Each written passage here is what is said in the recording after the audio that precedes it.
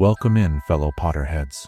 Tonight, beneath the starry ceiling of the Great Hall, we will be going over magical tales from the wizarding world to guide you gently into the realm of dreams. Before we disappear behind the veil of dreams, take a moment to cast your support spell, tap the like button, and join our magical community by subscribing. Also, I'm curious what time it is in your corner of the wizarding world. Whether you're watching from California, Hogsmeade, or London, share your location in the comments below. Your participation will be greatly appreciated and helps our magical community grow stronger. Now, the time for incantations has passed. Dim your lights, find your most comfortable position, and prepare to be transported to the world of witchcraft and wizardry as we begin tonight's magical tales. Chapter 1. How the Fat Lady was Godric Gryffindor's wife. The portrait of the Fat Lady has guarded the entrance to Gryffindor Tower for as long as anyone can remember. Her pink silk dress and ornate gold frame have become as much a part of Hogwarts as the moving staircases or the enchanted ceiling of the Great Hall. Yet behind her jovial demeanor and occasional operatic performances lies a mystery that few have contemplated. What if this guardian of Gryffindor's sanctuary was not merely a commissioned artwork, but the preserved image of Godric Gryffindor's own wife? The canonical history of Hogwarts tells us precious little about the personal lives of its founders. We know that Godric Gryffindor valued bravery above all else, that he was a skilled duelist who possessed a goblin-made sword of remarkable power. We know he came from a village that would later bear his name, Godric's Hollow, but of his family, his lineage, his loves, the historical record remains curiously silent. Consider the peculiar nature of magical portraits in the wizarding world. Unlike Muggle artwork, these paintings contain echoes of their subjects' personalities, memories, and mannerisms. They are not merely representations, but vessels containing fragments of the individuals they depict. The more powerful the wizard who creates or commissions such a portrait, the more lifelike and autonomous it becomes. Now imagine the portrait of a beloved wife, painted by one of the most powerful wizards of the age. Would it not contain more than just a passing resemblance to its subject? Would it not carry within its magical pigments something essential about the person it portrayed? The Fat Lady's position as guardian of Gryffindor Tower is itself suggestive. Of all the portraits in Hogwarts, why would this particular one be entrusted with such an important responsibility? The safeguarding of young Gryffindors, those who embody the values Godric himself prized most highly, would surely not be left to just any painted figure. Perhaps most telling is the Fat Lady's unwavering dedication to her role. Despite the dangers she faced when Sirius Black slashed her canvas, despite the constant interruptions to her social life and operatic aspirations, she has remained at her post for centuries. Such loyalty speaks of a deeper connection to Gryffindor House than mere portraiture would explain. Picture, if you will, the Hogwarts of 1,000 years ago. 4 greatest witches and wizards of the age joined in common purpose to create a haven where magical children could learn in safety. As they raised the castle's towers and enchanted its halls, would they not also establish safeguards to protect their legacy long after they were gone? Imagine Godric Gryffindor, flame-haired and powerful, standing before the entrance to the tower that would house his chosen students. Beside him, a woman of similar determination and courage, his wife, his partner in the grand endeavor of founding Hogwarts. Together, they might have devised the enchantment that would allow her to serve as guardian long after both had passed from the mortal world. The Fat Lady's occasional displays of temperament, her refusal to admit students without the password, her indignation when awakened at odd hours, speak of someone who takes her responsibilities seriously. These are not the actions of a commissioned portrait, but of a figure with a personal stake in the safety of Gryffindor's students. There is a certain melancholy in this theory as well. If the Fat Lady is indeed Godric's wife, then she has spent a millennium watching generations of students pass through the portrait hole. She has witnessed the rise and fall of dark wizards, the changing of headmasters, the evolution of magical education, and through it all, she has remained faithful to her purpose, separated from her husband by the veil between life and death, between flesh and paint. In her frame, adorned with her pink dress, and surrounded by the trappings of medieval nobility, she continues the work she began in life. The work of protecting the young witches and wizards who embody the courage her husband so valued. Consider how fitting it would be for the founders to imbue their respective house entrances with such personal guardians. While we know the entrance to Slytherin's domain is a bare stretch of stone wall requiring a password, and Ravenclaw's entrance tests the intellect with riddles, Gryffindor's guardian is uniquely personified. Perhaps this reflects Godric's belief in the importance of human connection, of personal loyalty. The Fat Lady's friendship with Violet, another portrait known to inhabit Hogwarts, offers another intriguing possibility. Could Violet be connected to another founder, perhaps?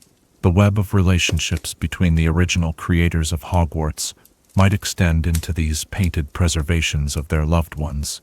When Sir Cadogan briefly replaced the Fat Lady after Sirius Black's attack, his unsuitability for the role became immediately apparent. He changed passwords frequently, challenged students to duels, and generally caused chaos. His brief tenure serves to highlight how perfectly suited the Fat Lady is to her position, how naturally she seems to belong there. The very name by which we know her is telling as well. Not Lady Gryffindor or any other formal title, but simply the Fat Lady, a name that speaks of how her identity has become obscured over centuries. How many students have passed through her portrait without ever wondering who she might have been in life? How many have thoughtlessly uttered passwords without considering the history of the guardian who admits them? There is a profound poignancy in the possibility that Godric Gryffindor's wife has watched over his chosen students for a millennium. Her true identity forgotten, her connection to the founder reduced to a painted sentinel whose name has been lost to time. If we accept this theory, then each time a student returns to Gryffindor Tower after curfew, each time a password is whispered to gain entrance, they are participating in an ancient magic, a conversation with the wife of Godric Gryffindor himself. Her painted eyes have witnessed the formative years of countless witches and wizards, from Albus Dumbledore to Minerva McGonagall, from James and Lily Potter to their son Harry. Perhaps there is even a deeper magic at work. Could the presence of Godric's wife at the entrance to Gryffindor Tower provide some additional layer of protection, a subtle enchantment beyond the simple security of a password? The bounds of magical portraiture remain somewhat mysterious, even to those well-versed in magical theory. As you contemplate the halls of Hogwarts and the many secrets they contain, consider the possibility that the Fat Lady is more than she appears, that behind her sometimes dramatic demeanor lies the heart of a woman who helped create the very school whose students she now guards, that in her frame resides not just any portrait, but a lasting connection to one of the greatest wizards who ever lived. And as the torches dim in the corridors of Hogwarts, as the stars shine through the enchanted ceiling of the Great Hall, as students return to their dormitories after a day of magical learning, perhaps you might look at the Fat Lady with new eyes. When she asks for the password, when she swings open to reveal the Gryffindor common room beyond, remember that you might be witnessing magic far older and more profound than a simple enchanted painting. For if this theory holds true, then the bond between Godric Gryffindor and his wife has transcended death itself, manifesting as a guardian who has faithfully protected generations of students. In a castle filled with wonders, could there be any magic more powerful than that? As you drift toward the sleep, consider this question. If the founders of Hogwarts could imbue portraits with fragments of their loved ones' essences, what other echoes of their lives might still resonate within the castle walls, unnoticed by those who walk its corridors today? Chapter 2. Why each Hogwarts house has its own secret chamber. Ancient castles hold their secrets close, revealing them only to those who know precisely where to look.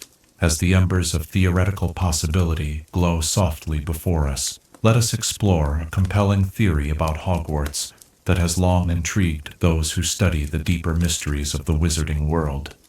The possibility that each of the 4 houses contains its own secret chamber, hidden from all but those deemed worthy to discover it.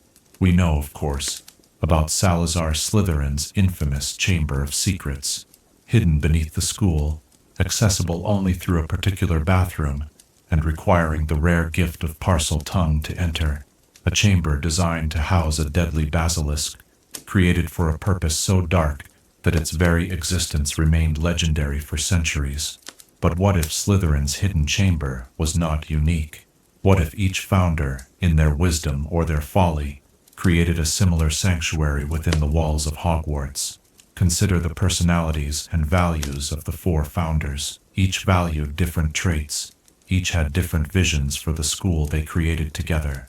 Would it not be natural for each to create a private space that embodied their deepest values and housed their most treasured secrets? Imagine, if you will, descending into the depths of Hogwarts with new eyes.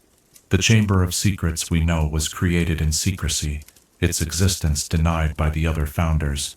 But perhaps the others created their own chambers, not in defiance or darkness as Slytherin did, but as private sanctuaries, libraries, or repositories of knowledge they wished to preserve for future generations.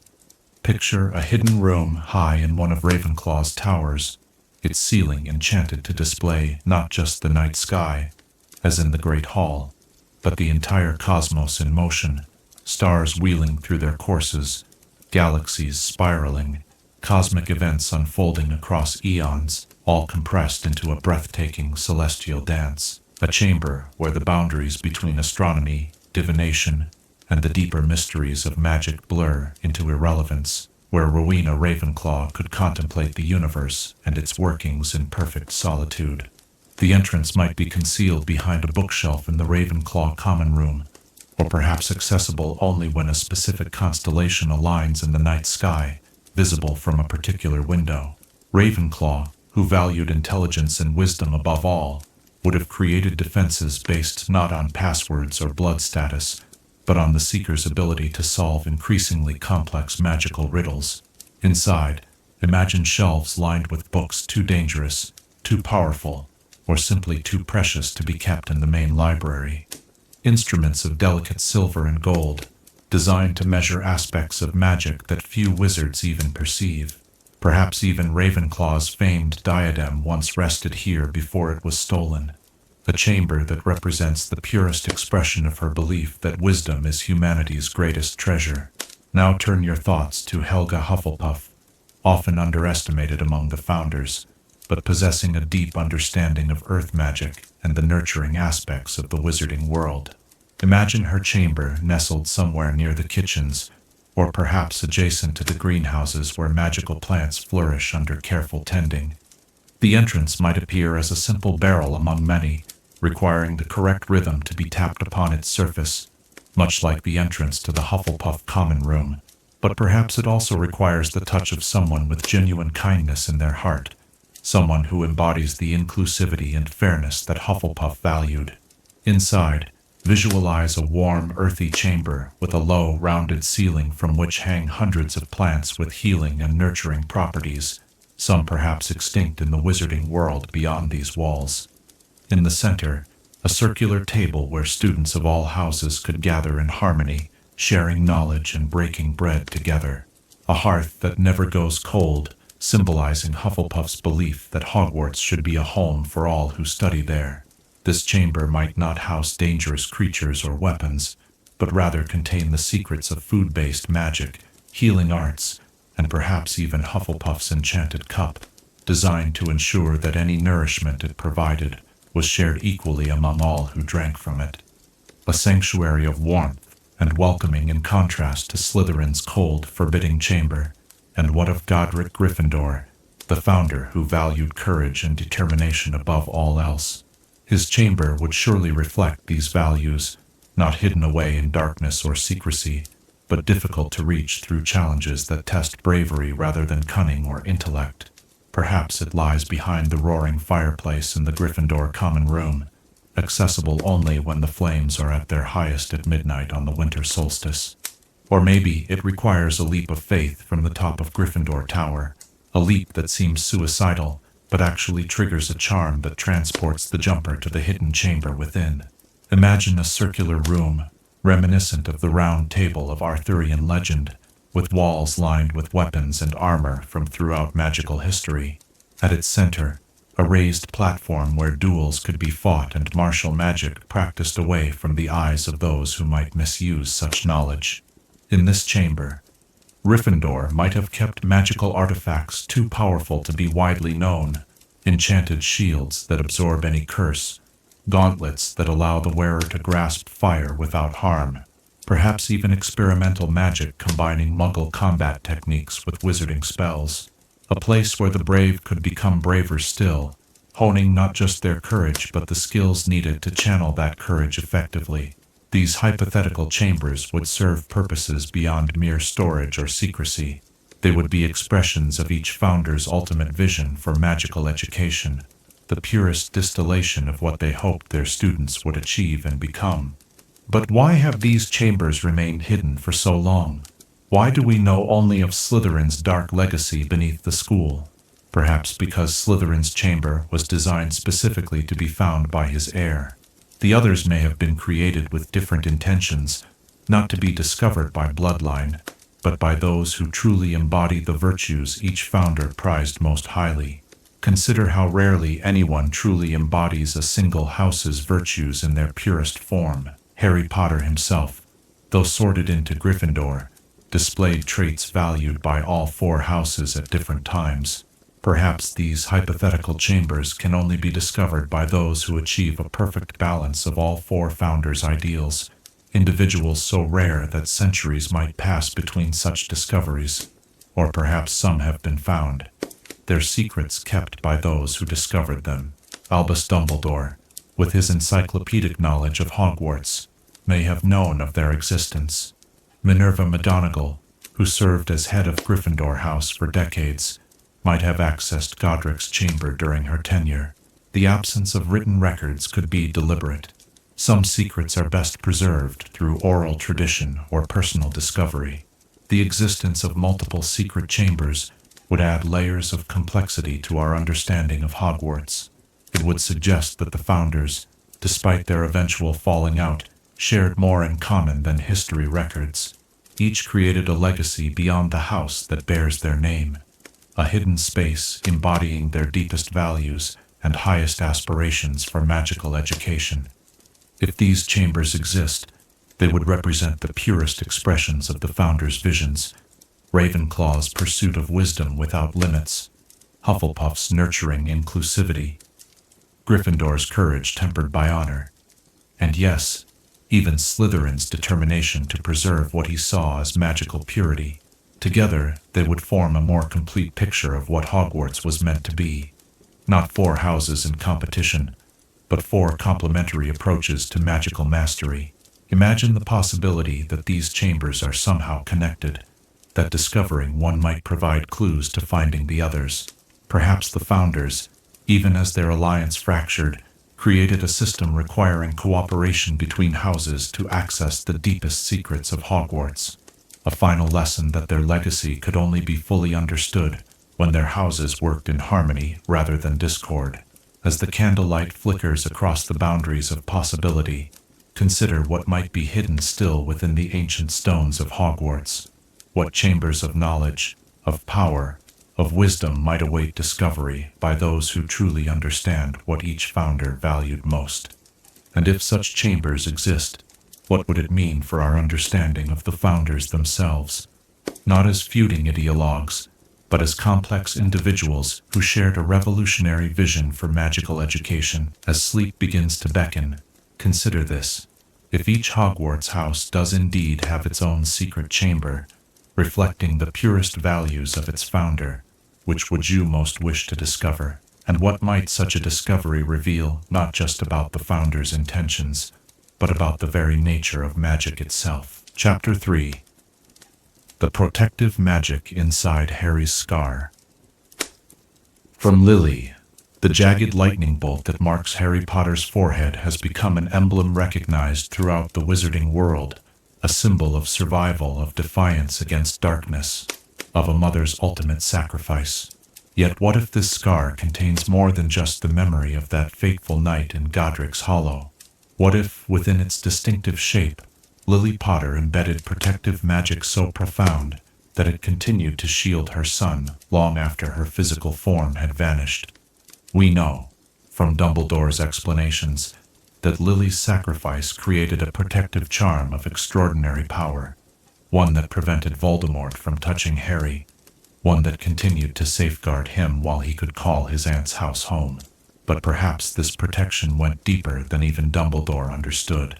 Perhaps the scar itself, that curious souvenir of survival, became a repository for Lily's protective magic, a conduit through which her love continued to shield her son from harm.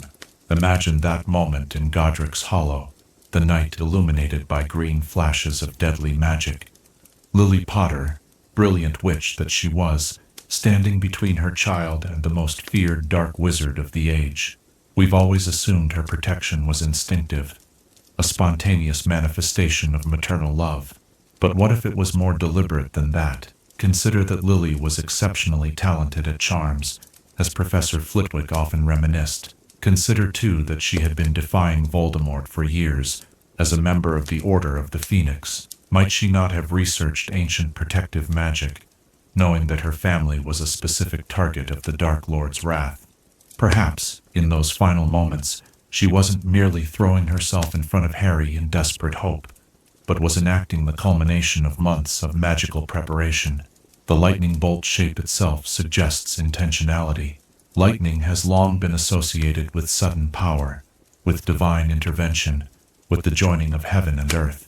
In many magical traditions, it represents transformation and illumination. If Lily intentionally shaped her protective charm, might she not have chosen this symbol deliberately, etching it into her son's flesh and magical essence as a conduit for her continuing protection? Close your eyes and envision the scar not as a wound, but as a rune of protection, a channel through which Lily's love could continue to flow into her son, strengthening him in moments of greatest need. This would explain how Harry survived encounters that should have been fatal many times over. It wasn't merely luck or inherent skill that saved him when facing Quirrell, or the Basilisk, or during the graveyard duel. It was Lily's magic, still active, still responding to threats against her child. Notice how the scar responds throughout Harry's journey. It burns when danger approaches. It connects him to Voldemort's emotions and thoughts. These have been interpreted as side effects of the Horcrux within.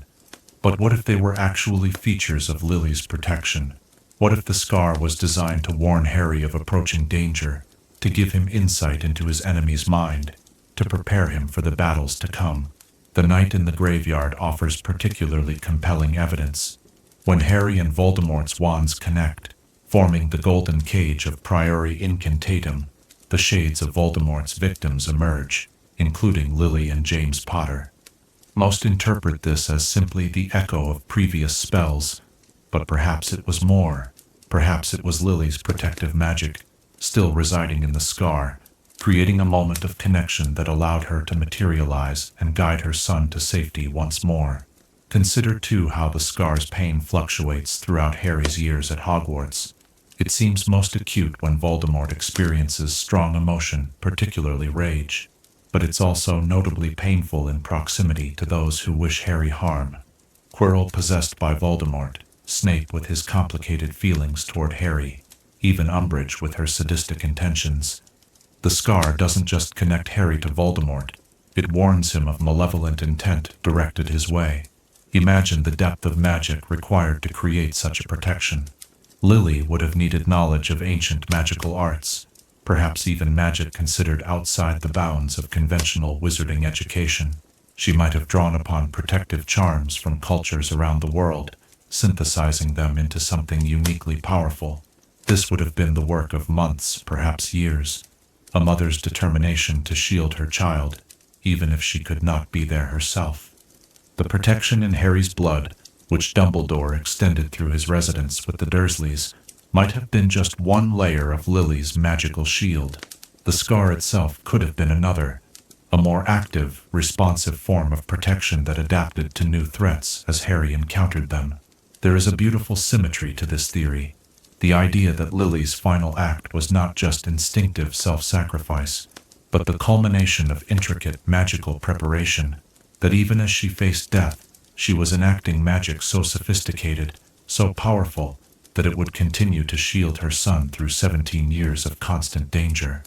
That her love was not just emotion but magic made manifest in the most potent form imaginable. This would also explain why Voldemort was so obsessed with killing Harry personally.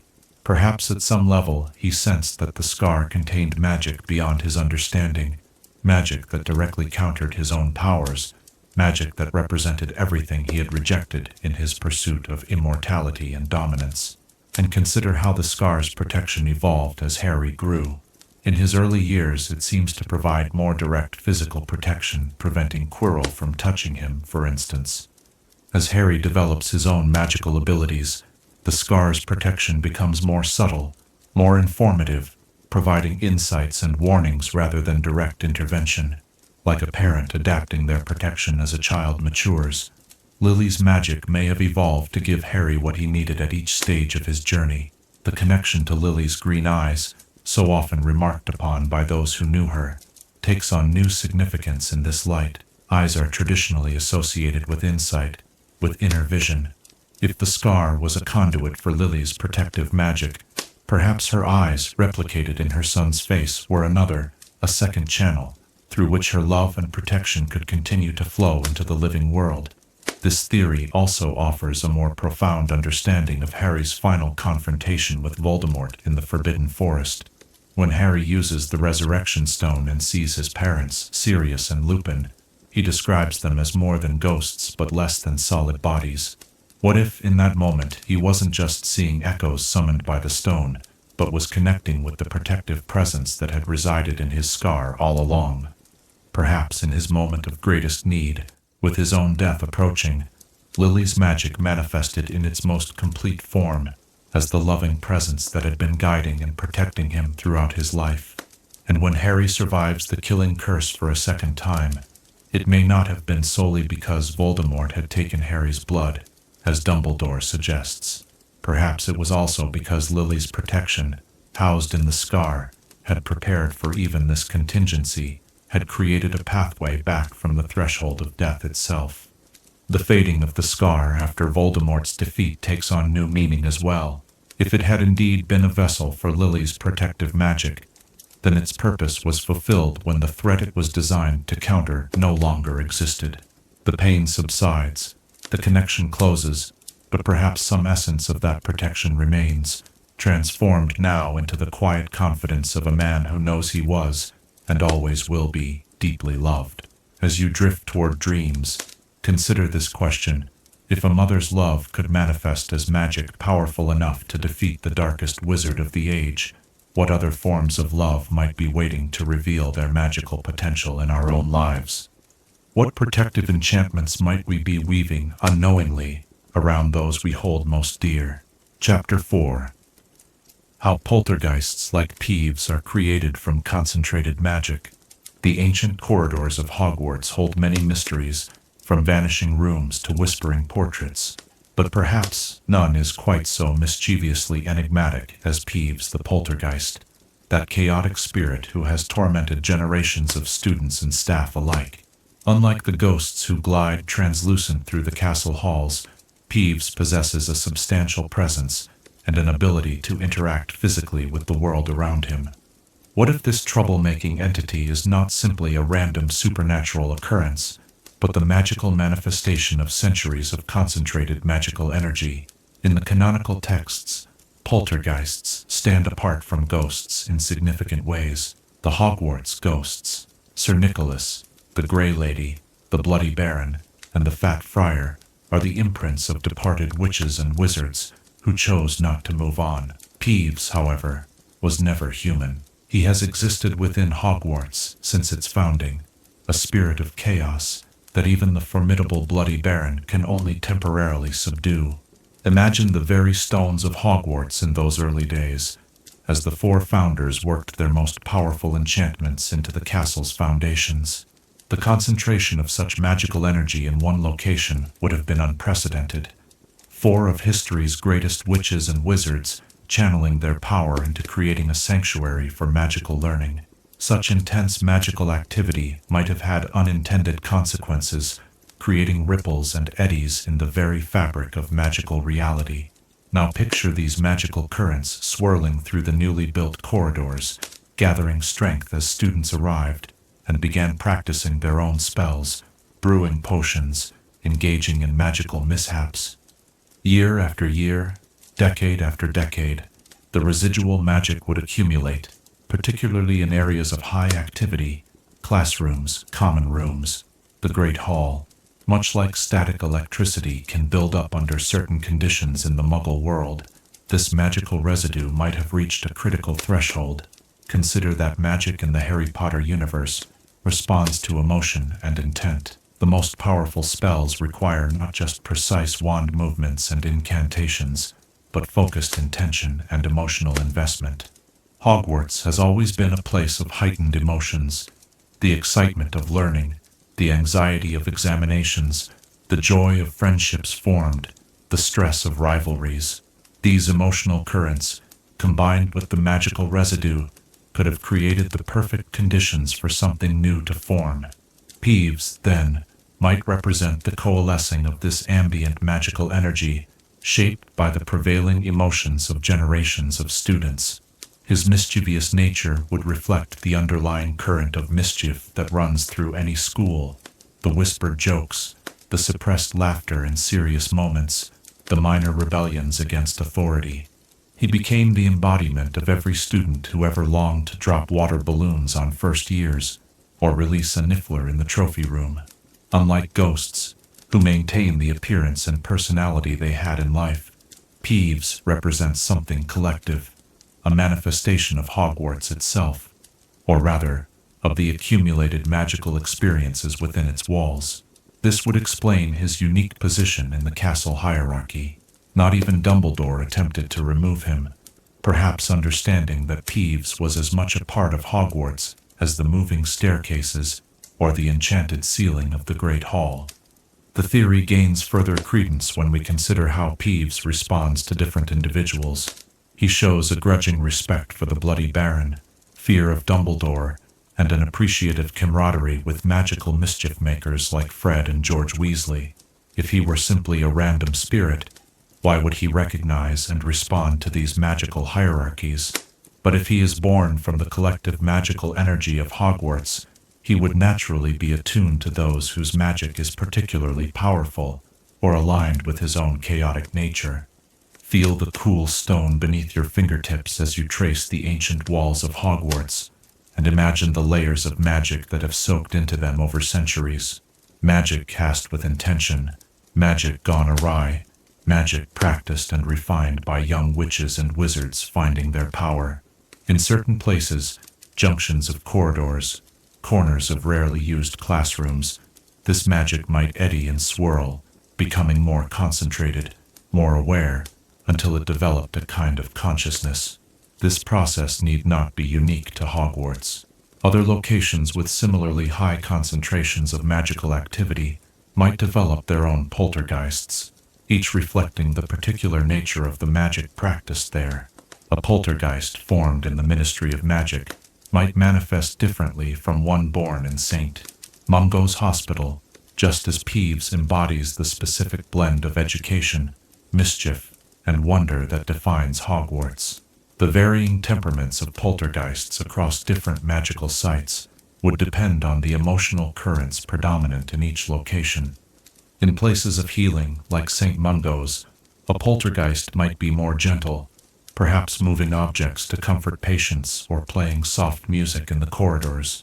In places of governance, like the Ministry, a poltergeist might be more serious, perhaps manipulating paperwork or whispering reminders of forgotten regulations. Imagine the implications of this theory for our understanding of magical ecosystems. If concentrated magic can develop consciousness and purpose, what might be happening in other areas of intense magical activity? What entities might be slowly forming in the Department of Mysteries, where the fundamental forces of the universe are studied?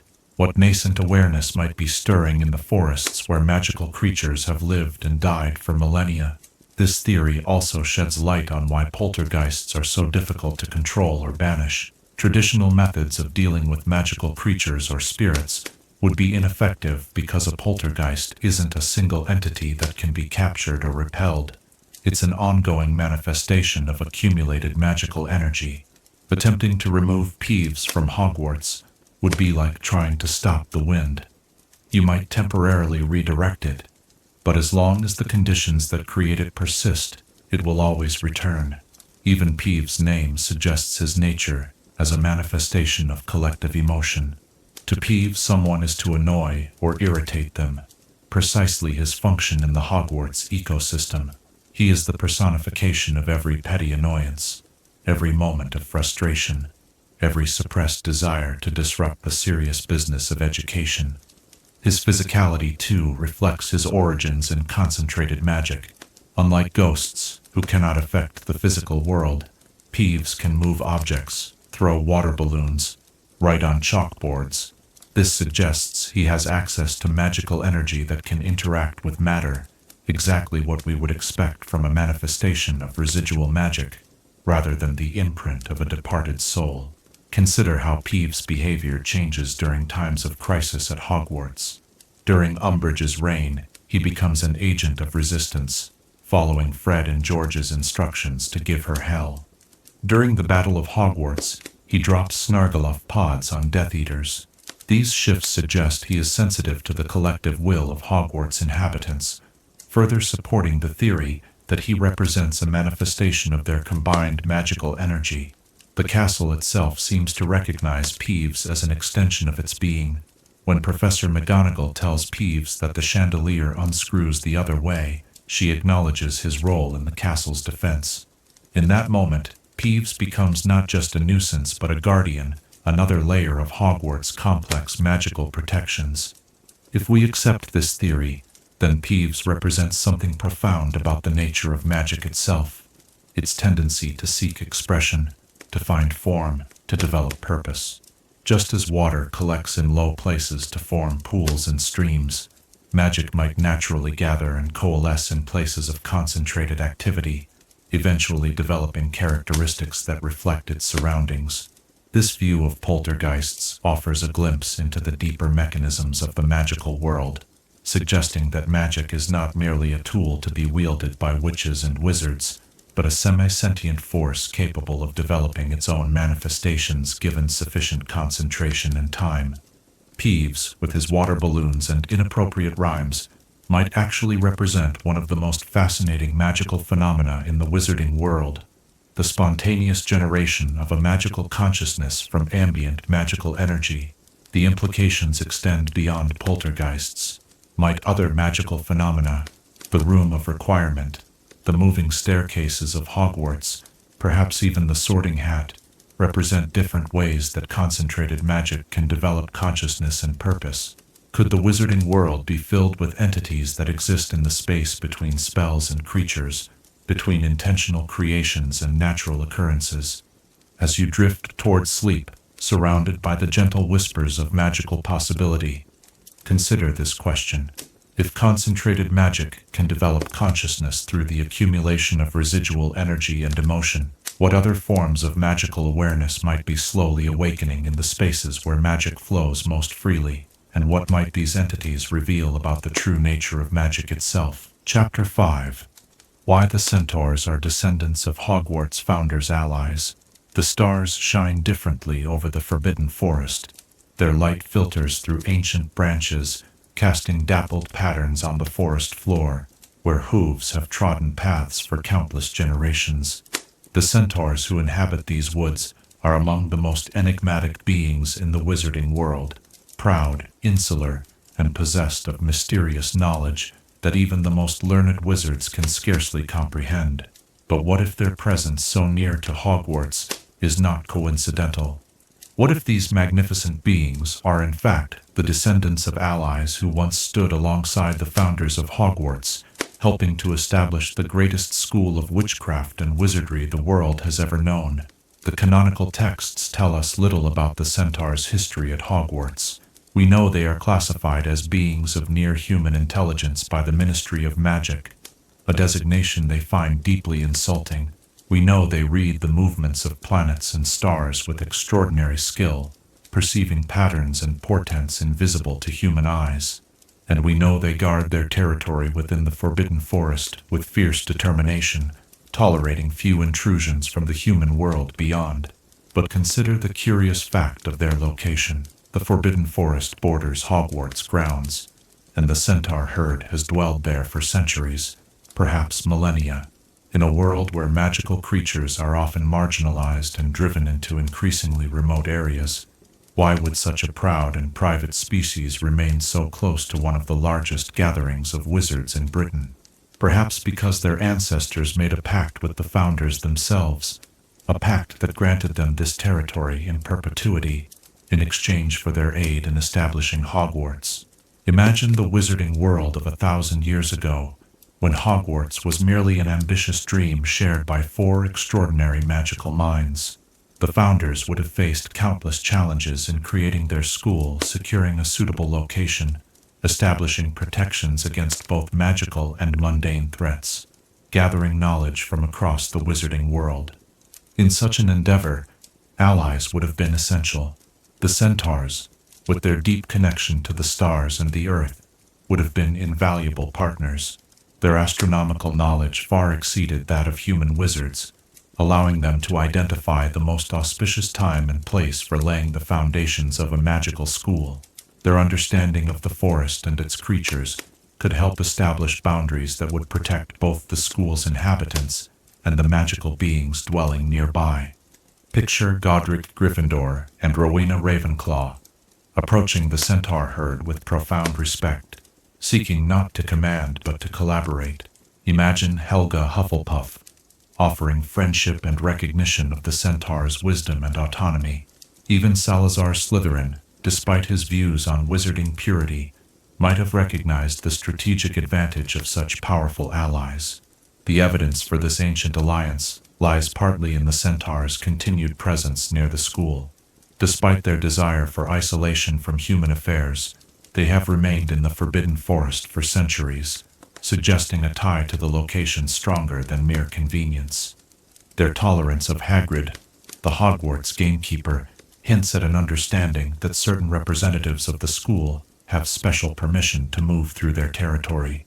Consider, too, the Centaurs' extensive knowledge of Hogwarts affairs. When Harry Potter encounters them during his first year, they are already aware of the unicorn killings and the presence of a dark force in the forest. Firenze, who later becomes a divination teacher at Hogwarts, demonstrates a deep understanding of wizarding prophecies and the conflicts shaping the wizarding world. This suggests an ongoing awareness of Hogwarts concerns, perhaps as part of an ancient agreement to watch over the school from their forest sanctuary. The night sky above the Forbidden Forest seems to whisper of ancient pacts as stars wheel through their eternal courses. Perhaps the founders and the Centaur leaders of that distant time gathered beneath similar constellations, joining their different magics in a binding oath. The Centaurs would guard the forest boundaries of Hogwarts, keeping watch through the heavens for approaching dangers. In return, the founders would ensure that this territory remained inviolate, a sanctuary where Centaurs could live according to their own laws and customs, undisturbed by wizarding interference. Such an agreement would explain why, despite the Ministry's disrespectful classification of Centaurs, Hogwarts has always maintained a more respectful relationship with the herd. It would clarify why Dumbledore permitted Firenze to teach at Hogwarts despite the controversy this caused among both wizards and Centaurs. Perhaps the headmaster was simply honoring an ancient alliance, recognizing a debt that Hogwarts had owed the Centaurs for a millennium. Imagine the magic that might have sealed such a pact. Not the simple contractual spells used by the Ministry, but deeper, older magic that bound land and stars and living beings in harmonious purpose. The founders, at the height of their combined power, weaving protections and promises into the very fabric of the forest and the castle. The Centaurs, with their profound understanding of cosmic forces, anchoring these enchantments to the eternal movements of the heavens.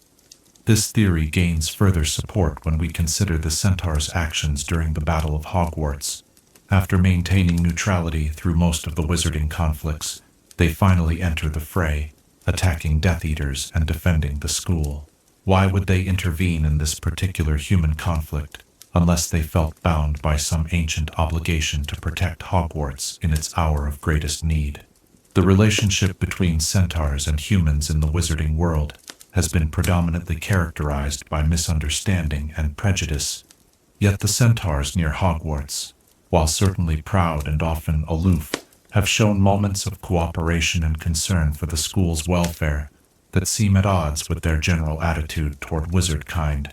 This suggests a special relationship, one founded on mutual respect rather than the hierarchical approach typically taken by the Ministry of Magic. Feel the soft earth of the forest floor beneath your feet as you walk in imagination along the boundaries where Hogwarts grounds meet ancient woodland. Here, two worlds touch: the structured human realm of wizarding education and the wild, starlit domain of the centaurs. That they have coexisted for so long in such proximity speaks of an understanding deeper than the pages of history record.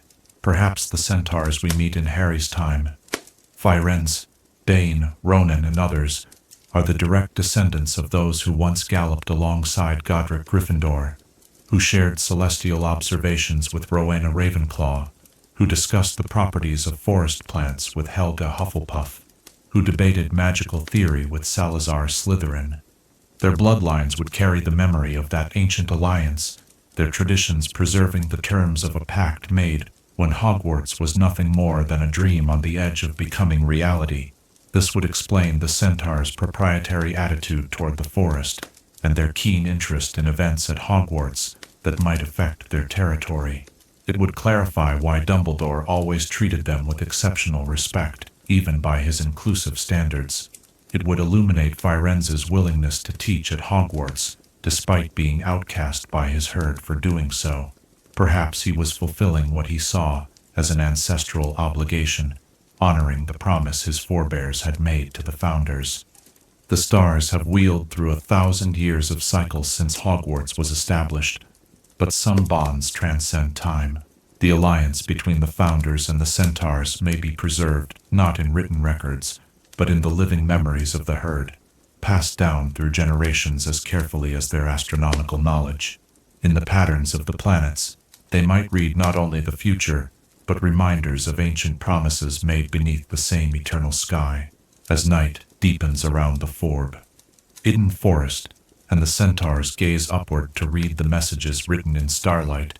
Perhaps they see reflections of that founding moment. 4 extraordinary wizards, and a proud centaur herd, joining their different magics to create something that would endure for centuries.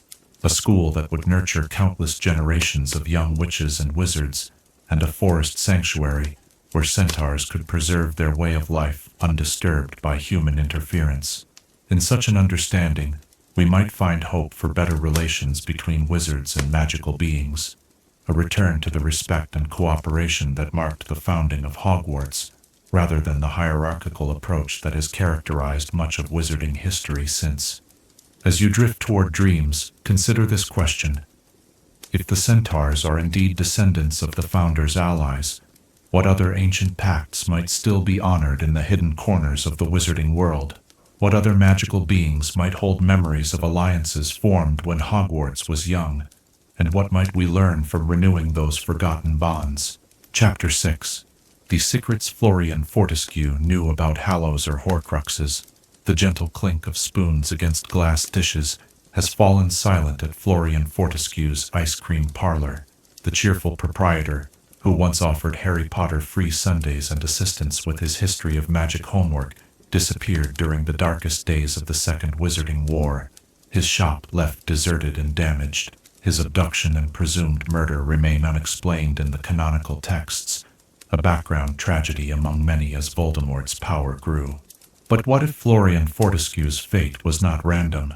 What if this seemingly ordinary ice cream vendor possessed knowledge so dangerous, so profound, that it made him a specific target for the Dark Lord's forces?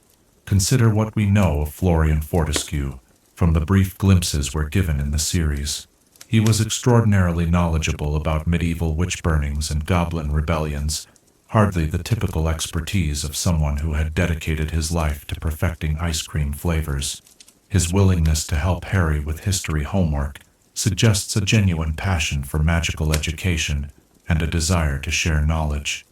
But what if his historical expertise extended beyond the subjects covered in Hogwarts curriculum into realms of magical lore so obscure and dangerous that few even suspected their existence? The timing of Fortescue's disappearance is particularly telling.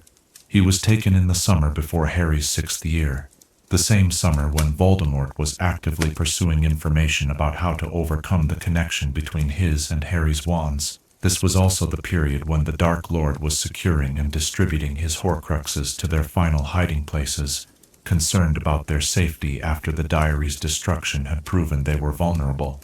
Imagine Florian Fortescue, not just as an ice cream seller with a hobby of historical research, but as a serious magical historian and artifact specialist whose cheerful shop provided the perfect cover for more esoteric studies.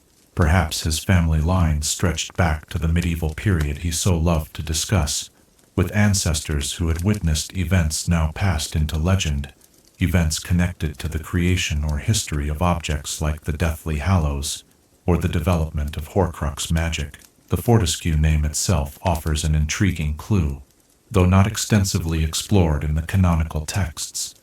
There was a headmaster Fortescue at Hogwarts, whose portrait hangs in the headmaster's office.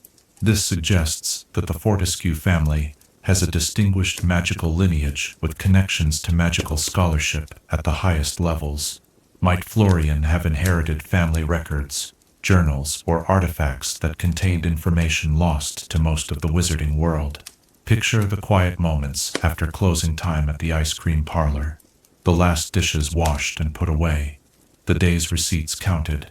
Florian might retreat to a hidden room behind the cheerful facade of his shop. There, surrounded by ancient texts and family records, he continues the research that has occupied generations of his family, tracking the movements of certain magical artifacts through history, untangling the truth behind legendary objects like the Deathly Hallows. Perhaps Florian had pieced together something that few others had: the connection between the Peverell family and the Deathly Hallows. He might have traced the path of the Elder Wand through its bloody history, or identified the possible location of the Resurrection Stone.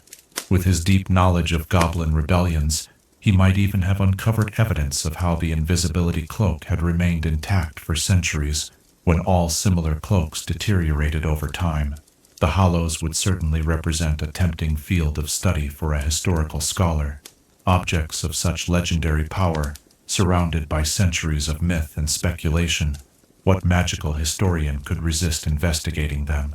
And if Fortescue had indeed discovered concrete information about their whereabouts or true nature, this would explain why he might become a target for Voldemort, who was seeking ultimate power and immortality. But perhaps even more dangerous would be knowledge of Horcruxes. These darkest of magical objects were so taboo that information about them had been removed even from the restricted section at Hogwarts. Yet a historian with access to private family archives and a network of connections among collectors of magical antiquities might have sources unavailable to others. Imagine Florian Fortescue noticing patterns in historical accounts, unexplained disappearances of powerful magical artifacts, strange instances of wizards surviving apparently fatal attacks, unusual disturbances in magical fields around certain objects. A dedicated researcher might begin to piece together the theory of Horcruxes, not from books explicitly describing them, but from the historical footprints left by their creation and use. If Fortescue had indeed deduced that Voldemort had created Horcruxes, perhaps even identifying some of the objects used, this would make him an immediate threat to the Dark Lord's plans. This knowledge, combined with potential information about the Hallows, would make the ice cream vendor a high-priority target once Voldemort returned to power. Consider the conversations that might have taken place between Fortescue and Harry during those summer days when the young wizard worked on his history essays while enjoying free Sundays. Perhaps Fortescue was cautiously probing, assessing whether Harry was ready to receive more dangerous knowledge. The timing is suggestive. shortly after Harry had encountered Voldemort in the Department of Mysteries, confirming the Dark Lord's return to corporeal form. Fortescue, recognizing the escalation of the conflict, might have been deciding whether to share his suspicions and discoveries. The gentle sounds of Diagon Alley would have flowed through the open door of the ice cream parlor, witches and wizards chatting as they shopped, owls hooting from the emporium, the distant clanking from Gringotts' carts deep below. Against this backdrop of normality, Fortescue might have been contemplating when and how to approach Dumbledore with his theories about Voldemort's Horcruxes or the location of the Hallows. Perhaps he waited too long. By the time he decided to act, the Death Eaters had already identified him as a threat. One night, after the colorful umbrellas had been folded and the closed sign hung on the door, they came for him. The next morning, his shop stood empty, ice cream melting in their tubs, while one of the few people who understood what Voldemort was truly doing disappeared into the growing darkness. This theory gains additional weight when we consider R.A.B., Regulus Arcturus Black, who had independently discovered one of Voldemort's Horcruxes and attempted to destroy it. If a young Death Eater could uncover this secret, how much more might a dedicated historical researcher with specialized knowledge have pieced together? And if Voldemort had somehow learned of Regulus's betrayal, he would be particularly sensitive to the risk posed by others who might discover his Horcruxes. The silence of Florian Fortescue's ice cream parlor carries an echo of what might have been. Had he survived to share his knowledge with the Order of the Phoenix, perhaps the hunt for the Horcruxes might have proceeded differently. Had he been able to pass on what he knew about the Hallows, Harry's journey might have followed another path. But there is poignancy in this theory as well. Florian Fortescue, with his generous Sundays and patient historical explanations, represents the countless ordinary people caught up in extraordinary darkness. Like the nameless Muggle family, whose cottage Voldemort appropriated, like Bertha Jorkins, who stumbled upon dangerous information and paid with her life, Fortescue reminds us that dark wizards leave many victims in their wake, some known only by the silence they leave behind. Imagine Florian in his final moments, perhaps protecting his research even as the Death Eaters closed in. Would he have destroyed his most dangerous findings rather than let them fall into Voldemort's hands? Would he have hidden key documents where a clever seeker might find them, perhaps somewhere in the ruins of his shop, concealed behind a loose brick or beneath a floorboard? Fragments of his discoveries still wait to be found. The return of customers to Diagon Alley after Voldemort's defeat would have brought new businesses to fill the spaces left empty during the war. A new ice cream parlor might eventually open, serving new flavors to new generations of Hogwarts students working on their summer homework. But those who remember Florian Fortescue might glance at the spot where his shop once stood and wonder about the kindly vendor who knew so much about history, perhaps more than was safe to know in dark times. As the constellations shift above Diagon Alley, and the moon casts silver light where Florian once served his famous Sundays, consider this question: what other seemingly ordinary members of the wizarding world might harbor extraordinary knowledge, passed down through family lines, or uncovered through quiet, dedicated research? And what forgotten manuscripts might still exist, waiting in dusty attics or behind hidden doors, containing secrets about magical artifacts of immense power? Chapter 7. How the Sorting Hat sensed Voldemort's soul fragment in Harry. The tattered brim opens wide, a voice whispers in a young boy's ear, and the trajectory of a magical education is set in motion. The Sorting Hat, that ancient artifact of the Founder's magic, has determined the path of countless students through Hogwarts' hallowed halls. But when Harry Potter sat beneath its weathered fabric on his first night at Hogwarts, something extraordinary occurred. A conversation unlike any other in the Hat's long history. "Not Slytherin, eh?" the Hat mused. "Are you sure? You could be great, you know. It's all here in your head, and Slytherin will help you on the way to greatness. No doubt about that. What if this unusual sorting wasn't merely about Harry's inherent traits, but also about the hat's unique ability to sense the fragment of Voldemort's soul that Harry unknowingly carried within his scar. What if this ancient magical object, created by the founders themselves, possessed the sensitivity to detect what even Dumbledore could only suspect at that point, that Harry Potter harbored a piece of the Dark Lord within him? Consider what we know about the Sorting Hat from the canonical texts. Created by Godric Gryffindor, it was enchanted to contain something of each founder's intelligence and values, allowing it to assess students and place them in the appropriate houses long after the founders themselves were gone. This suggests magic of extraordinary sophistication, the ability to perceive not just surface thoughts but deeper character traits, latent abilities, and perhaps even aspects of magical essence that the students themselves might not be aware of.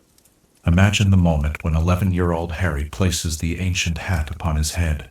The hat immediately begins to probe his mind, searching for the qualities that will determine his house placement.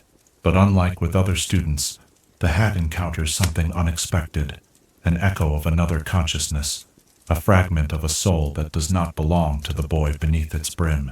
The canonical text tells us the hat considered placing Harry in Slytherin, despite Harry's emerging qualities of courage and selflessness that would typically mark him for Gryffindor. Difficult.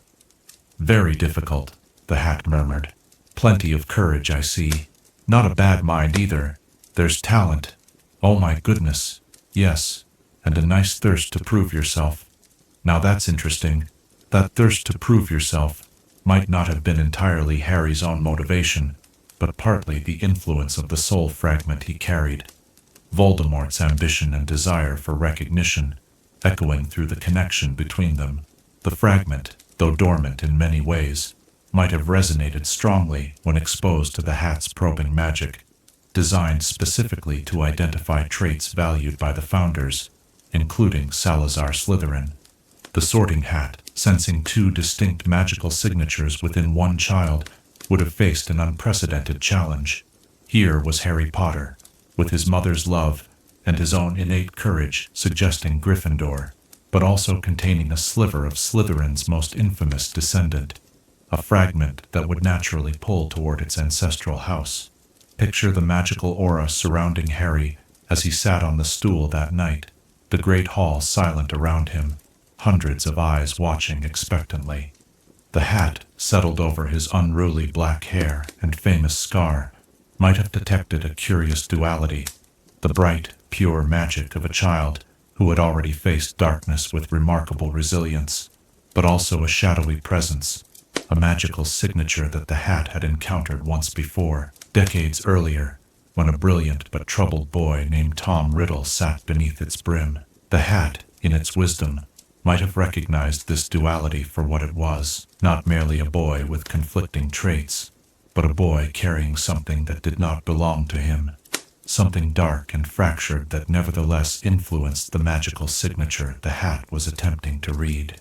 This theory explains the hat's unusually strong insistence on Slytherin as a possibility for Harry, despite his clear Gryffindor traits. It wasn't just detecting ambition or resourcefulness in Harry's natural character, it was responding to the resonance of Slytherin's air embedded within him. Consider how uniquely qualified the Sorting Hat would be to recognize such a phenomenon. Created by the founders themselves, imbued with their magical understanding, it would have a comprehensive knowledge of soul magic that few other objects or beings in the wizarding world could match. While even Dumbledore could only theorize about what had happened that night in Godric's Hollow, the hat, designed specifically to perceive the essence of the students beneath it, might have immediately sensed the foreign fragment hitchhiking in Harry's scar. The founders lived in an era when magic was less regulated, less categorized by modern distinctions between dark and light. Their understanding of magical theory was perhaps more holistic, more intuitive than the systematized knowledge taught at Hogwarts in Harry's time. The hat, containing something of their collective magical wisdom, might have recognized the signature of a fragmented soul even though such magic had become obscure and forbidden in the centuries since its creation. Feel the weight of ancient magic settling over your thoughts as you imagine the hat's perspective in that moment. It had sorted thousands upon thousands of students over the centuries, each with their unique blend of traits and potentials, but never before had it encountered a child who contained fragments of two distinct magical signatures, one his own, one belonging to another wizard entirely. How would its ancient enchantments interpret this unprecedented situation? The answer might lie in Harry's own agency in the sorting process. Not Slytherin, not Slytherin, he thought desperately. And the hat responded. Not Slytherin, eh? Are you sure? This exchange reveals something profound about how the sorting works. It is not merely an assessment imposed upon students, but a dialogue between the hat and the child beneath it. The hat considers not just inherent traits, but also choices, preferences, and self-perception.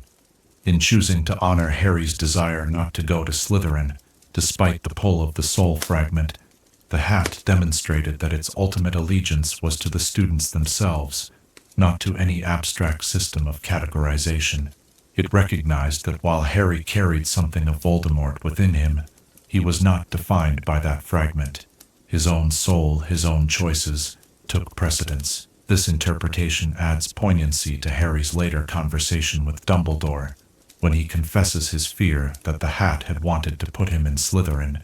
Dumbledore's response, "It is our choices, Harry, that show what we truly are, far more than our abilities," takes on new depth. Perhaps Dumbledore understood, even then, what Harry was carrying within him, and recognized the significance of Harry's choice to reject the influence of that fragment. The hat appears again at crucial moments in Harry's journey, most notably when it delivers Gryffindor's sword to him in the Chamber of Secrets. Only a true Gryffindor could have pulled that out of the hat, Dumbledore tells him afterward. This suggests that despite the soul fragment, the hat recognized Harry's essential nature as belonging to Godric's house, a recognition that would prove crucial in the final confrontation between Harry and Voldemort. Years later, during the Battle of Hogwarts, the Sorting Hat plays one final role in the struggle between Harry and the Dark Lord, whose soul he carried. Neville Longbottom pulls Gryffindor's sword from the hat to destroy Nagini, Voldemort's final Horcrux, besides the fragment in Harry himself. In this moment, the hat once again demonstrates its ability to recognize true courage, regardless of outward appearances or expectations. The quiet wisdom of the Sorting Hat, its ability to see beyond surface traits to the deepest nature of those it evaluates, makes it a fitting witness to Harry's journey from unknowing Horcrux to master of his own fate. From their first encounter, when it sensed the duality within him but respected his choice, to the final battle, when it delivered the means to destroy Voldemort's fragmented soul, the hat remained a silent ally in Harry's struggle against the darkness he unknowingly harbored. As night deepens and the stars wheel overhead, matching the enchanted ceiling of the great hall where so many sortings have taken place, consider the profound sensitivity of this ancient magical artifact. Created to categorize students based on personality and potential, it found itself confronted with a child unlike any other, one whose very soul contained echoes of another. In navigating this unprecedented situation with wisdom and respect for Harry's agency, the Sorting Hat demonstrated magic far more profound than mere categorization. As you drift toward dreams, ponder this question: if the Sorting Hat could sense the fragment of Voldemort's soul within Harry, and still recognize his true nature beneath that intrusion, what other deep truths might it perceive about each student who sits beneath its tattered brim? And what might we learn about ourselves if we could see past the fragments of others' expectations and influences we all carry, to the essential nature that defines who we truly are? Chapter 8. The Truth About Neville's Grandmother in the Original Order. The corridors of St. Mungo's Hospital hold many secrets. Among the most heart-wrenching is the long-term care ward, where Frank and Alice Longbottom reside, their minds shattered by torture at the hands of Bellatrix Lestrange and her accomplices. Their empty gum wrappers and vacant smiles represent one of the war's most tragic legacies. But what of the formidable witch who raised their son, Augusta Longbottom, Neville's indomitable grandmother?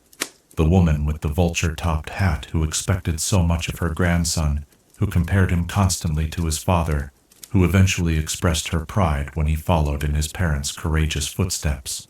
What if Augusta Longbottom's high standards and fierce protectiveness of Neville stemmed not just from family pride, but from personal experience fighting the darkness? What if Neville's grandmother was herself a member of the original Order of the Phoenix, standing alongside her son and daughter-in-law in the First Wizarding War against Voldemort? The canonical texts never explicitly place Augusta Longbottom in the Order's ranks. We see her primarily through Neville's eyes, a stern, formidable guardian, expecting her grandson to live up to his father's reputation.